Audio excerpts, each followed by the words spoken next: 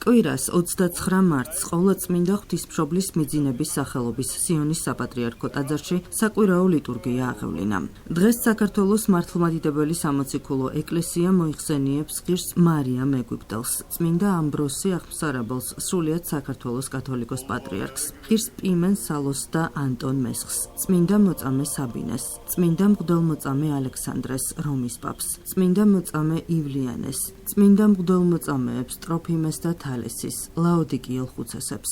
ღვთისმსახურება საპატრიარქო ტახტის მოსაყდრამ სენაკისა და ჩხოროწყუს მიტროპოლიტმა შეამაღავლინა. თანამსახურებდნენ ჭიათურისა და საჩხერის მიტროპოლიტი დანიელი, ახალქალაქის კუმურდოსა და კარის მიტროპოლიტი ნიკოლოზი, საქართველოს მართლმადიდებელი ეკლესიის პროტოპრესვიტერი გიორგი ზვიადაძე და სხვა სასულიერო პირები. წირვის დასრულების შემდეგ სრულიად საქართველოს კათოლიკოს პატრიარქის უწმინდესისა და უნეტარესის ილია მეორის სულის მოსახსენიებელი პანაშვიდი აღესრულა. ღვთისმსახურების დასრულების შემდეგ ტაძარში შეკრებილებს ქადაგებით მიმართა მიტროპოლიტმა შიომ. სახელითა მამისათა და ძისათა და სულისა წმინდისათა, ყოვლად სამღვდელონო მეუფენო, პატიოსანო მამანო, ძვირფასო ძმებო და დებო, გილოცავთ დიდი მარხვის მეხუთე კვირას ღირსი დედა მარიამ ეგვიპტელის ხსენებას. ეს დღე კიდევ ერთი შეხსენებაა ჩვენთვის წმინდა ეკლესიის მიერ თუ რა დიდი სიკეთეა ჩადებული ადამიანის ბუნებაში და როგორი ნათელი ძალები და შესაძლებლობებია საიდუმლოდ დაფარული ყოველ ადამიანში. თქვენ იცით რომ მარიამ ეგვიპტელი თავდაპირველად არაწმინდა ცხოვრებით ცხოვრობდა და შემდეგ შეინანა. სინანული რა არის? ეს არის ცვლილება. აზროვნების, ცხოვრების, მთელი მიმართულების, ცხოვრებისა. და აი მარიამ ეგვიპტელი ისე შეიცვალა, ისეთი ცვლილება მოხდა მასში, რომ ბუნების სტიქიონებზეც კი მბრძანებლობდა. როგორც მისი ცხოვრებიდან ვიგებთ ჩვენ, მდინარე იორდანეზე ფეხით დადიოდა და ლოცვისას ჰაერში იწეოდა. აი ასეთი საოცარი ცვლილება მოხდა მასში. და რა ცვლილებაა ეს? ის გადავიდა არაწმინდა ცხოვრებიდან წმინდა ცხოვრებაში. და სიწმინდე რა არის? ეს არ არის მხოლოდ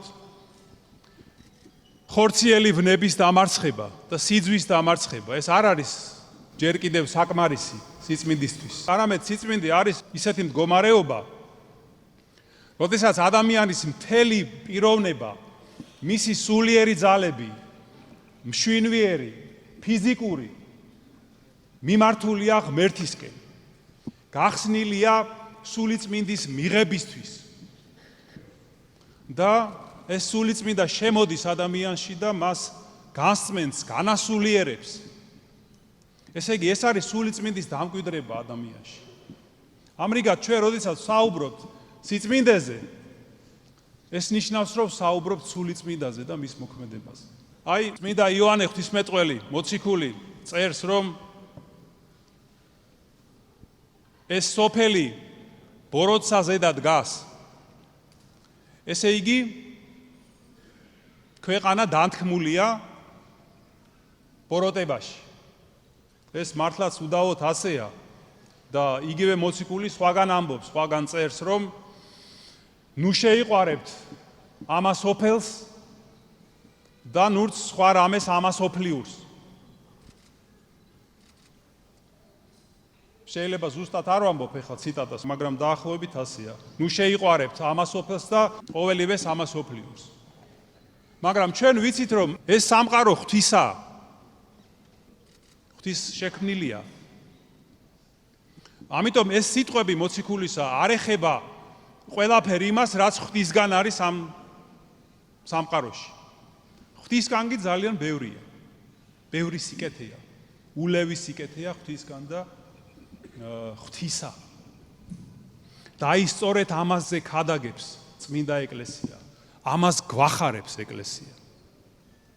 და სწორედ სინანულის გზაზე, სინანულის მეშვეობით იხსნება ჩვენთვის ეს დიდი სიკეთე, რომელზეც მოგახსენებთ და რა არის ეს დიდი სიკეთე? ეს არის ღვთისგან მომავალი, მარადიული სინათლე, ჭეშმარიტი სინათლე, ქრისტეს აღდგომის სინათლე.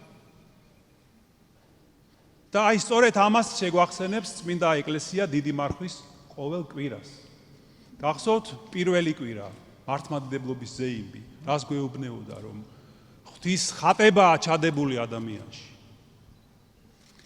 შემდეგ იყო გრიგოლ პალამას სწავლება, რომ რა არის ეს ღვთის ხატება, რომ ეს არის საღვთო ენერგია, ღვთისგან მომავალი შუქია და მადლია.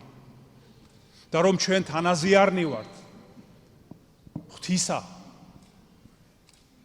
მესამე კვირა იყო ჯვრის გამობრძანება ტაძრის შუაგულში, საღვთო სიყვარულის დიდი გამოვლინების და ნიშნის და სიმბოლოსი, რომელიც ჩვენ გვიცავს ხილული თუ უხილავი მტრებისგან და რომელსაც ჩვენ ჩვენს სხეულზე ვატარებთ. ნახეთ როგორ გვანუგეშებს დიდ მარხვაში წმინდა ეკლესია. მეოთხე კვირას რა იყო? იოანე კიბისახვრელის ხსენება, სადაც ეკლესია გვეუბნება ჩვენ, რომ არსებობს ეს სულიერი სრულყოფის გზაზე აღმავალი კიბე, სადაც შეიძლება ადამიანმა მიაღწიოს სრულყოფილებას და განხრტობას და ღმერთთან თანაზიარებას. და დღევანდელი კვირა არის ამის დასტურად და ნიშნად, ნიმუშად ეკლესია წარმოგვიდგენს ღირსი დედა მარიამ ეგვიპტელის ხსენებას, რომელმაც მიაღწია ესე დიდ სრულყოფილებას. იმდენად რომ ვიმეორებ ბუნების სტიქიონებზეც კი ბრძანებლობდა, როგორც მის ცხოვრებაშია ნათქვამი. ამრიგად ჩვენ ვიცით, რომ სინანულის გზა მიმყვანებელია დიდ სიხარულამდე, დიდ მადლამდე, რომელიც ხსნის ჩვენში და ჩვენთვის აი ამ სიკეთეს საღვთო ნათელს. და კიდევ ერთხელ ვიმეორებ, რომ ჩვენ ვიცით, რომ ბოროტსაზე და დგას ეს წუთის სოფელი, როგორც ამბობს მოციქული, მაგრამ რატომ ვიცით ჩვენ ეს? იმიტომ რომ ასევე ვიცით, არსებობს სიკეთე, არსებობს საღვთო სინათლე და ეს ძალიან ბევრია სამყაროში. და ეს ჩვენ გვეძლევა, მაგრამ ეს რომ გაიხსნას ჩვენში, ამისთვის საჭიროა ეს სინანულის გზა, რომელზეც მიგვითითებს ჩვენ წმინდა ეკლესია და რომლისკენაც მოგვიწოდებს ძვირფასო ძმებოდადები. ამიტომ დღეს ვევედროთ წმინდა ღირს დედა მარიამ ეგვიპტელს, რომ მისი მაგალითის შემხედვარებმა მას მიუბაძოთ და შევძლოთ ვუპასუხოთ ეკლესიის ამ დიდებულ მოწოდებას, რაც არის ჩვენი დანიშნულება და არ დავთმოთ არაფერი ჩვენს რწმენაში, სიკეთის რწმენაში, ჩვენს რწმენაში ღვთისადმი და რწმენაში ადამიანისადმი. აი ამის მაგალითი კი გახლავთ ჩვენი დიდი კათოლიკოს პატრიარქი, სრულიად საქართველოს კათოლიკოს პატრიარქი ამბროსი აღსარებელი ხელაია, რომელიც ამ წმინდა ტაძარში არის დასვენებული, განისვენებს, რომელმაც აღსარებლობის ღვაწლით დაამტკიცა თავისი ერთგულება ღვთისადმი, სამშობლოსადმი და ადამიანისადმი. შეგვეწიოს ასევე მისი მადლი, მისი ლოცვა და დღეს ჩვენ ისევ და ისევ ვიხსენებთ მის უწმინდესობას და უნეტარესობას, ჩვენ ძვირფას კათოლიკოს პატრიარქს, წინამძღოლს ილია მეორეს, რომლის სულის მოსახსენებლადაც ჩვენ ახლა გადავიხადეთ პანაშვიდი და ისიც გახლავთ დიდი მემკვიდრე ამ ჩვენი დიდი წინაპრების, პატრიარქების, რომლებმაც ჩვენამდე მოიტანეს მთავარი ღირებულებები, მთავარი საუნჯეები, რაც უფლისგან გვაქვს ჩვენ მოცემული. და კიდევ ერთხელ ვთქვათ ის, რომ ამ დღეებში ღმერთმა დაგვანახა ჩვენ მისი პიროვნების მნიშვნელობა და სიდიადე, რომ ჩვენ ესე იგი არ ვწდებოდით მრავალი ჩვენგანი, როდესაც ვამბობდით და ხას უსვამდით იმას, რომ კათოლიკოს პატრიარქ ილია მეორის ღვაწლი არის ჭეშმარიტად სამოციქულო. იმიტომ რომ ის რაც დღეს ჩვენ ვიხილეთ საქართველოში ამ დღეებში, ამას არ შეიძლება სხვა რამ ეწოდოს თუ არა სამოციქულო მსახურების და ღვაწლის გამოვლინება. და ეს უფალმა მოახდინა ეს საოცრება სასწაული მისი ხელით, აღძრა მთელი საქართველო, მთელი საქართველოს გულები ჩვენი ყველასი მისთვის მადლობის სათქმელად და წუხარების გამოსახატავად. ღმერთმა დაალოცოს მისი უკვდავი სული, ღმერთმა მოიხსენოს და სასუფეველსაც ათასად დაამკვიდროს. კიდევ ერთხელ გილოცავთ მარიამ ეგვიპტელის კვირას, მისი ლოცვით ღმერთმა დაგლოცოთ, გაგაძლიეროთ. მარიამ ეგვიპტელის ლოცვით და შეწევნით ღმერთმა დაალოცოს, გაამთლიანოს, გააძლიეროს სრულიად საქართველო. ამინ. ძვირფასო ძმებო და დებო, მინდა შეგახსენოთ, რომ დღეს შესრულდა 30 წელი ახალქალაქის კუმურდოსა და კარის მიტროპოლიტ ნიკოლოზის დემთავრად ხელდასხმიდან, ასე რომ მიულოცოთ ეს ღირსშესანიშნავი თარიღი, უსურვოთ მრავალჟამიერ მსახურება, წარმატებული მსახურება და ვთხოვოთ მის უწმინდესობას და უნეტარესობას კათოლიკოს პატრიარქ ილია მეორეს, რომ შეგვეწიოს თავისი ლოცვებით, მეუფე თქვენ შეგეწიოთ, ჩვენ შეგვეწიოს, რომ შემდგომი ჩვენი ცხოვრება ეკლესიური ღირსეულად წარმართოთ, ღმერთმა გაგაძლიეროთ. სიონის საპატრიარქო ტაძარში ღვთისმსახურების დასრულების შემდეგ საპატრიარქოს საზოგადოებასთან ურთიერთობის სამსახურის წარმომადგენელმა დეკანოზმა იაკობ მახნიაშვილმა ახალი კათოლიკოს პატრიარქის გამორჩევის საკითხზე დღეს ჟურნალისტების მიერ დასმულ შეკითხვებს უპასუხა. საკვირაო წიგოლოცოს აღავლეს პატრიარქის მოსაყრე მეუფეშიო მოდი გრძელდება ასევე და ასე იქნება 40 წლის განმავლობაში პანეში და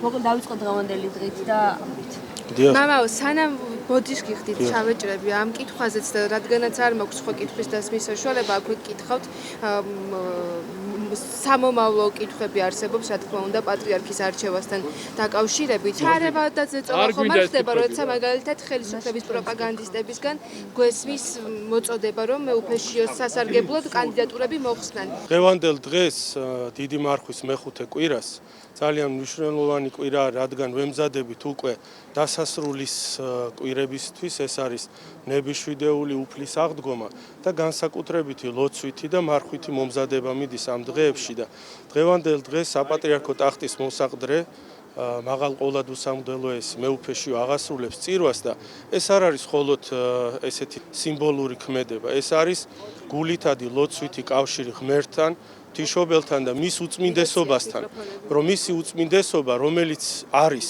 შემოქმედი თანამედროვე ამ ეკლესიისა, რომელსაც ჩვენ ვიცნობთ და სადაც ცხოვრობთ, ამ ეკლესიაზე მზრუნველობას შესთხოვს, ამ ეკლესიის წინამძღოლობას შესთხოვს, რომ გააძლიეროს უწმინდესმა ქართველიერი ეკლესია მოსაყდრე მეუფეშიო იმისთვის, რომ კეთილად უწინამძღვროს ამ პროცესებს. როგორც გითხარით, დიდი მარხვის ეს ბოლო კვირებიც დაემთხვა და განსაკუთრებული სულიერი მდგომარეობა აი ამ პერიოდში ეკლესიაში. მამაიკო, მასწავლეთ გთხოვთ, ბევრი უნებათა ყელვარი და ძალიან ეკლესიაზე, მათ შორის ბოლო პერიოდში შეტევა. პატრიარქი ვინ იქნება შემდგომი პატრიარქი? ვიცით, რომ ამ გადაწყვეტილებას იღებს სინოდი. რატომ იყო მნიშვნელოვანი და რას ნიშნავს ზოგადად? მოდი, ერთ რამეს გადაწყვეტილება 2017 წელს, როდესაც მან მოსაყრე. კი ბატონო, აი ამ ორ კითხვას პირველ რიგში ჩვენ მიჩვეული ვართ სახელისუფლებო არჩევნებს, სადაც ვნებათა ღელვა ამა თუ იმ პოლიტიკურ პარტიებთან, კანდიდატებთან დაკავშირებით და აი ეს პროცესები, რომელსაც მიჩვეული ვართ და ჩვეულია, არ უნდა გადმოვიტანოთ საეკლესიო სულიერ ველზე. რადგან აი მაგალითად თქვენ ფიქრობთ, რომ სინოდი დაიწყება, რა თქმა უნდა, იხემძღვანელება იმ დებულებით, რაც ეკლესიაში არსებობს, მაგრამ არავინ არ ფიქრობთ, რომ ეს სინოდი იწყება ლოცვით. ამ ლოცვაში სინოდის წევრები შესთხოვენ ღმერთს, სული წმინდას, რათა მადლმოსილად, მადლის მიერად, ღმერთის ჩარევით წარიმართოს ეს საქმეები. ეს არის სულიერი ველი, სადაც აი კატეგორიები, სულიერი კატეგორიები, როგორც არის ღვთისნება, ღვთისგანგებულება, ღმერთზე მინდობა, ღმერთის მიერ გამორჩევა, ღმერთის მიერ ქმედება. აი ეს სულიერი ტერმინები ჩვენთვის საერო ამბებს მიჩვეული, ცოტა შეიძლება უცხო იყოს და სინამდვილეში ეკლესია ამ განზომილებაში ცხოვრობს, ამ წესრიგით ცხოვრობს.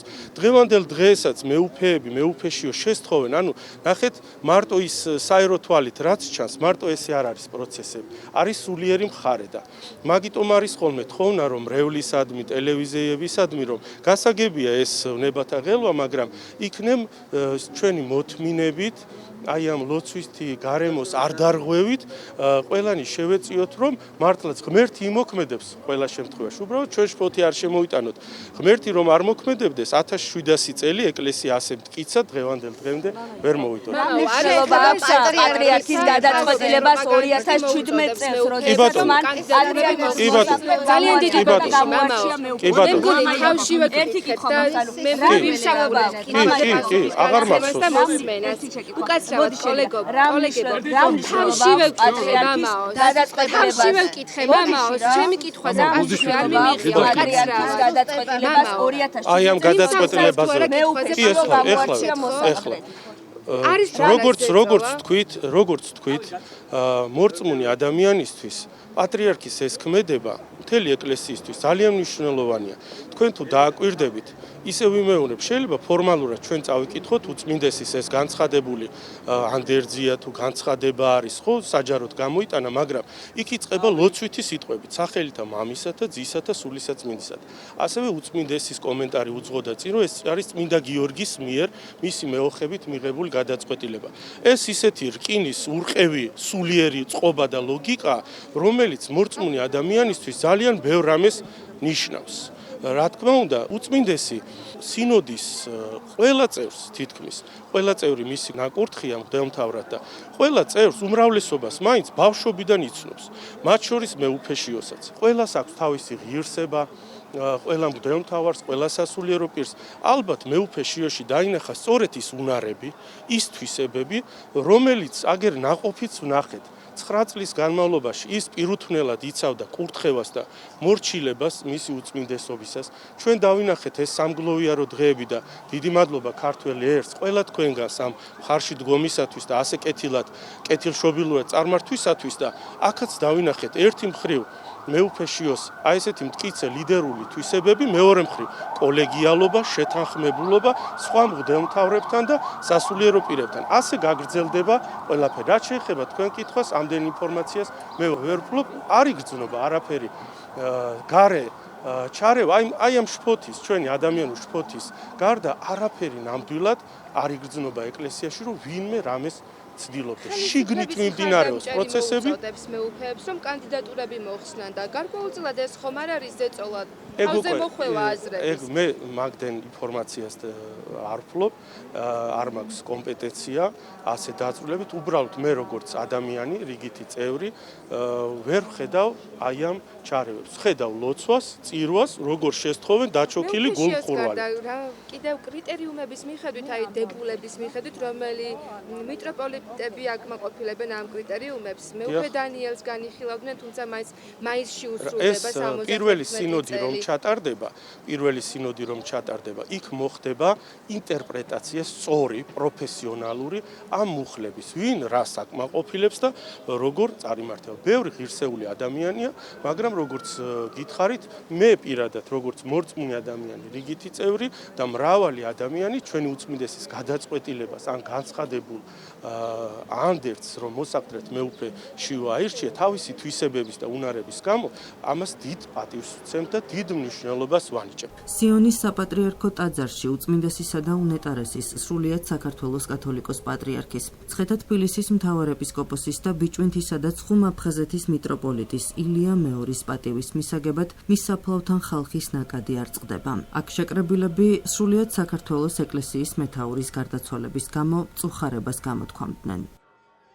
დიდმარხის მეხუთე კვირაა და რა თქმა უნდა ღვთისმსახურება აღესრულა კვირა დღეს სიონის საპატრიარქო ტაძარში და ის აღესრულა საპატრიარქო ტახტის მოსაყდრემ სენაკისა და ჩხოროწყუს მიტროპოლიტმა შიომ სინოდის სხვა წევრებთან და სამღვდელოებასთან და მორწმუნე საზოგადოებასთან მრევლთან ერთად დღეს წირვის შემდგომ აღესრულა მისი უწმინდესობის სულის მოსახსენებელი პანაშვიდი ჩვენ მთელი ერი ჯერ კიდევ რა თქმა უნდა გლოვაში ვართ, ჭირის უფლები ვართ, თუ შეიძლება ასე ითქვას მთელი ერი და კიდევ ერთხელ აღნიშნავთ იმას, რომ ძალიან ბევრი ადამიანი მობრძანდება, რათა პატივი მიაგოს მისი უწმინდესობის საფლავს. ერთი კვირა რაც მისი უწმინდესობის ცხედარი დაიგზალა სიონის საკათედრო ტაძარში და ფაქტობრივად ხალხის ნაკადი არ შეწყვეტილა, რაც კიდევ ერთხელ ადასტურებს მისი უწმინდესობისადმი ქართველი საზოგადოების ძალიან დიდ სიყვარულს. დიდი დანაკლისია ჩვენთვის, იმიტომ რომ დავკარგეთ ეპოქალური ადამიანი. აი ამ ტკივილთან ერთად მოგცა კიდევ რაღაცა დიდი იმედი, რომ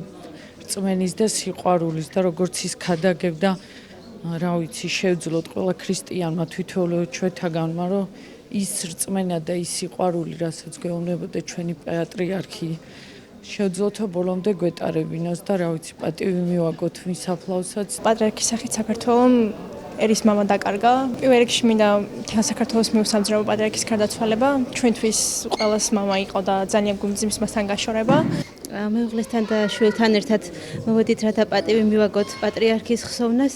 სამწუხაროდ ვერ შევძელით სამებაში მისვლა და ეცადეთ, რომ აქ მაინც გამოგვეხატა ჩვენი პატივისცემა.